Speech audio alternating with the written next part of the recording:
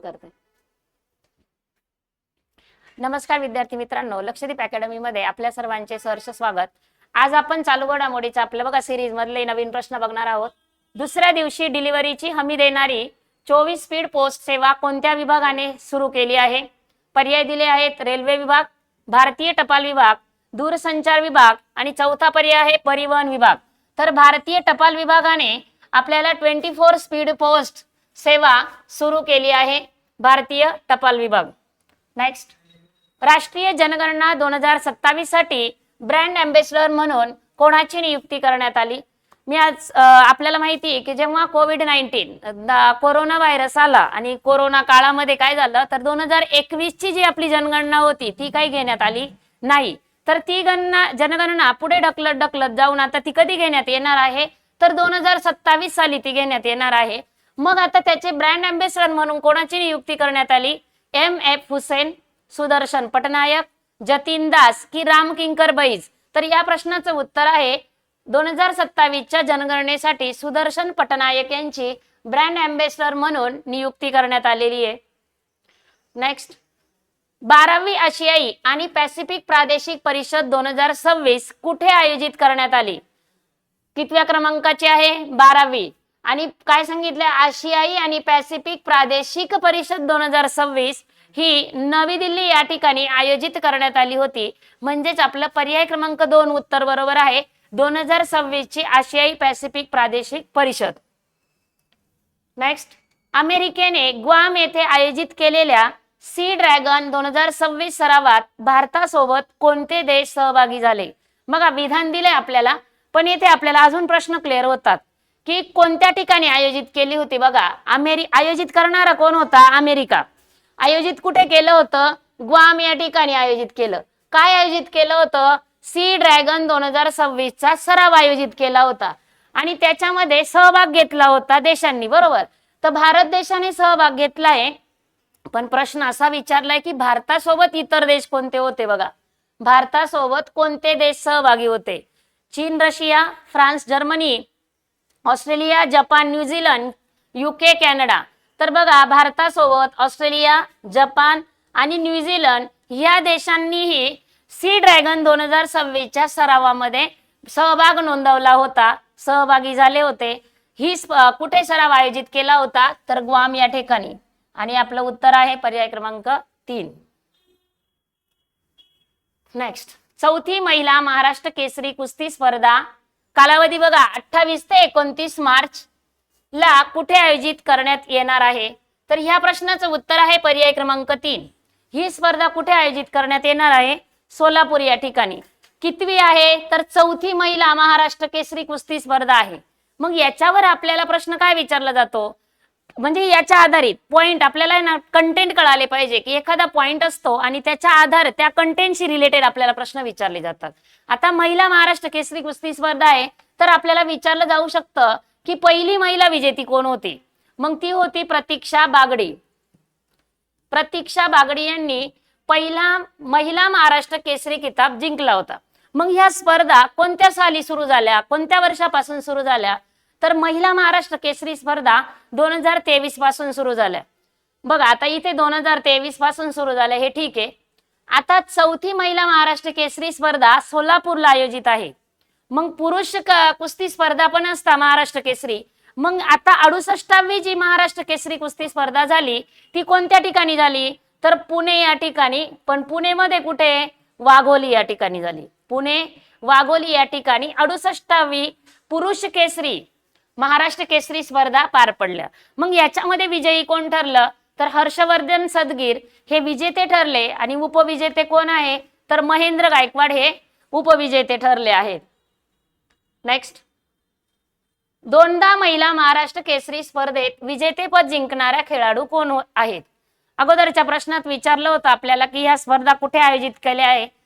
आपण बघितलं पहिली महिला महाराष्ट्र केसरी कोण विजेती आहे, पण इथे विचारलंय की हा महिला महाराष्ट्र केसरी स्पर्धेचा किताब दोनदा जिंकणारी महिला कोणती?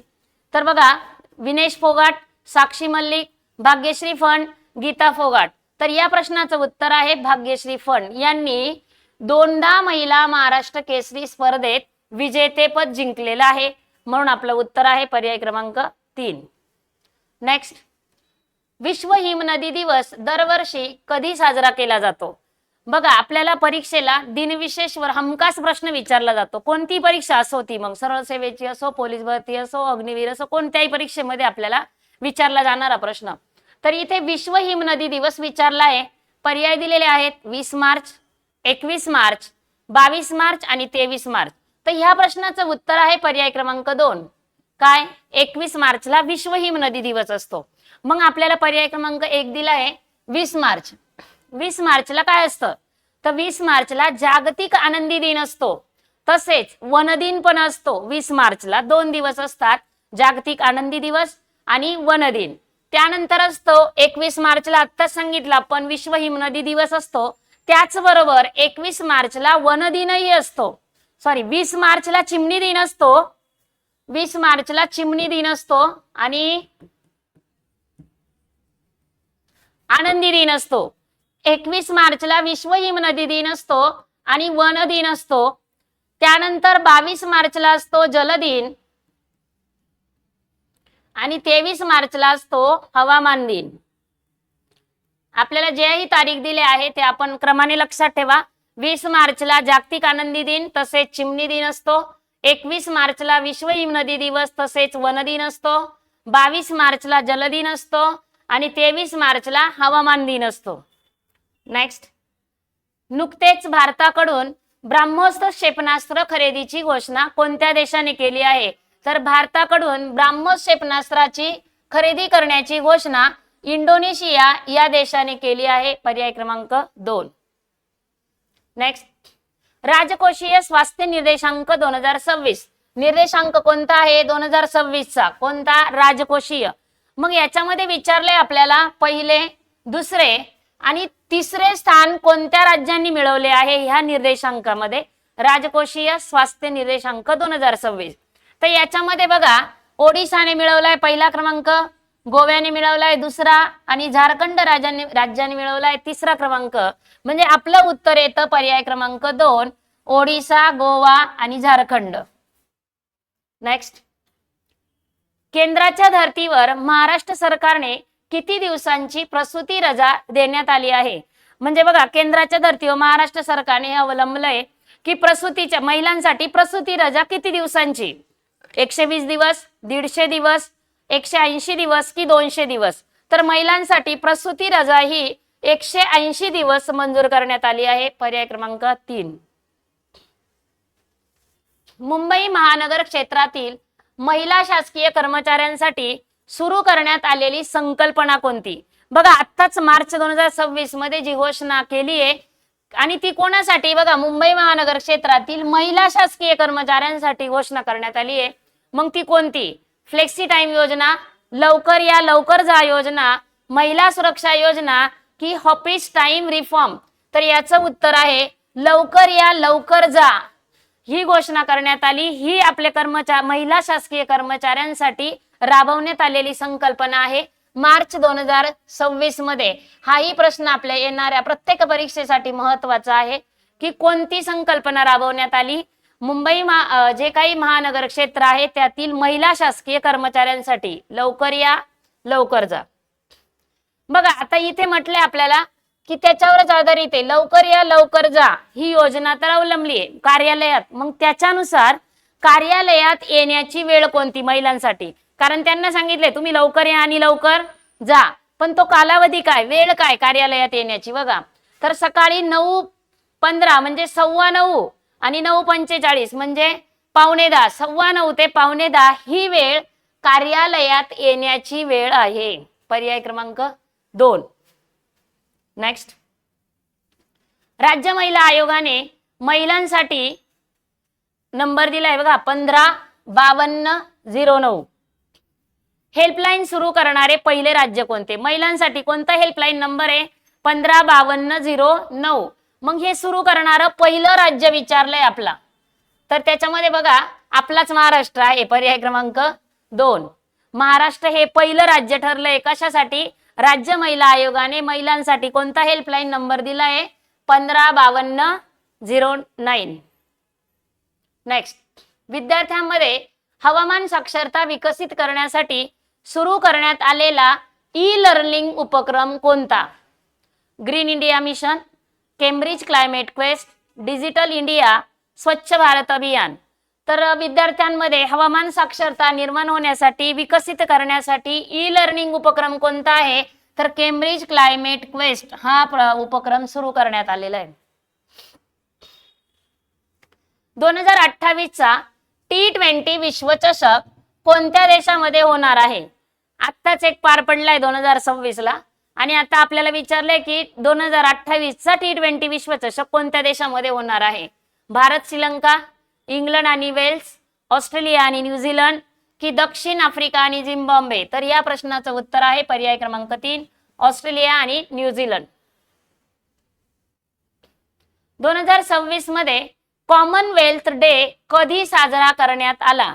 आपण मागच्या एका प्रश्नामध्ये बघा अगोदर झालाय आपला दिनविशेष बघितलं ती आता इथे विचारले आपल्याला कॉमनवेल्थ डे आणि तो साजरा कधी करण्यात आला? 2026 मध्ये.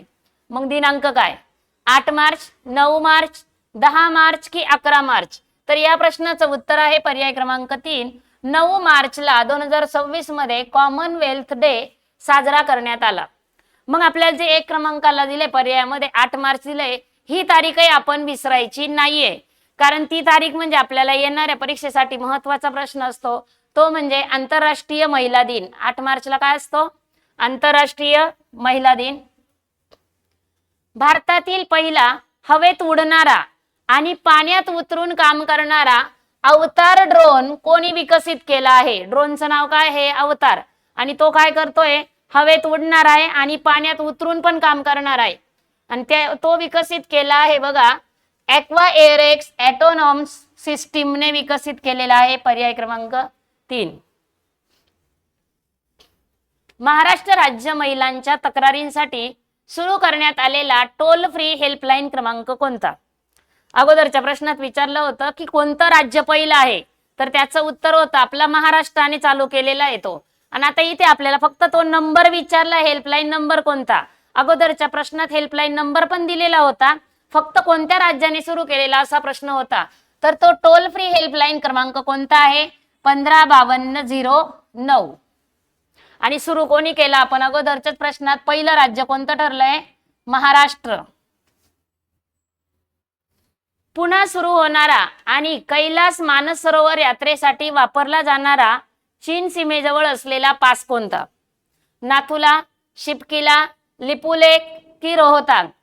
तर बघा पुन्हा सुरू होणारा कैलास मानसरोवराजवळ यात्रेसाठी वापरला जाणारा आणि चीन सीमेजवळ असलेला पास तो म्हणजे आहे लिपुलेख पर्याय क्रमांक 3. इराणने बॅलिस्टिक क्षेपणास्त्र हल्ला केलेले डिएगो गार्सिया बेट कुठे स्थित आहे? आपल्याला बेटाचं नाव विचारलं. बेट कोणतं? डिएगो गार्सिया बेट कुठे स्थित आहे? आणि बघा इराणने बॅलिस्टिक क्षेपणास्त्र हल्ला केलाय त्याच्यावर. अटलांटिक महासागर, प्रशांत महासागर, हिंद महासागर की आर्क्टिक महासागर?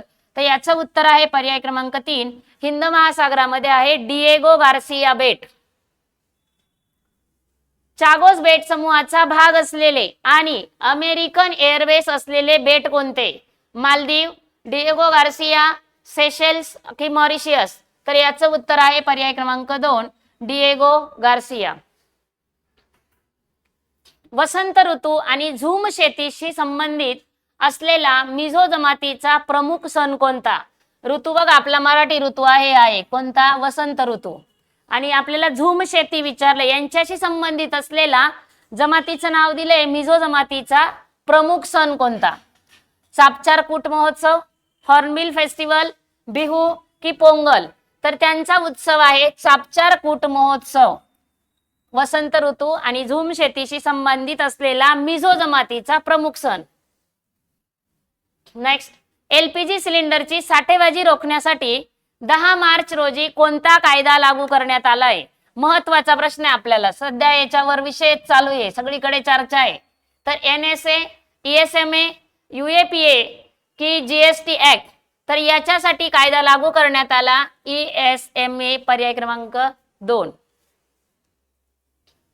जिष्णू देवर्मा हे महाराष्ट्राचे कितवे राज्यपाल आहेत? हाही प्रश्न आपल्याला ह्या वर्षी 100% येणार. कोणती एक्झाम असो येणार म्हणजे येणार.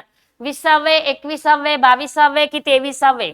बघा हा प्रश्न कितवे असं नाही तर कधी कधी येईल सर आपले राज्यपाल कोण आहेत किंवा मग माजी राज्यपाल कोण होते किंवा आपले CP राधाकृष्णन उपराष्ट्रपती झाल्यानंतर अतिरिक्त कारभार कोणाकडे देण्यात आला असा प्रश्न फिरवून विचारला जाईल किंवा नवनियुक्त आपले राज्यपाल कोण किंवा जिष्णुदेव वर्मा हे कोणत्या राज्याचे राज्यपाल आहेत असे प्रश्न विचारले जातात. म्हणजे उत्तर एकच आहे, फक्त प्रश्न विचारण्याची पद्धत आपल्याला वेगवेगळी केलेली असते.